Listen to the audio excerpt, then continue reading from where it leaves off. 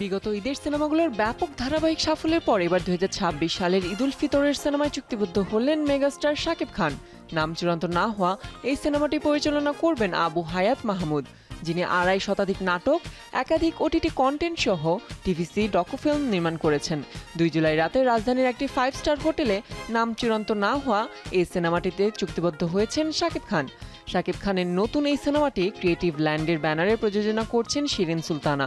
এর মাধ্যমে তিনি প্রথমবারের মতো সিনেমা প্রযোজনায় নাম লেখালেন। জানা যায়, মেজবাউদ্দিন সুমনের গল্পে সিনেমাটি চিত্রনাট্য করেছেন মেজবাউদ্দিন সুমন ও মোহাম্মদ নাজিমউদ্দিন। সিনেমাটির প্রসঙ্গে নির্মাতা বিস্তারিত কিছু না জানালেও জানা যায় সিনেমাটি হতে যাচ্ছে অ্যাকশন ঘরানার।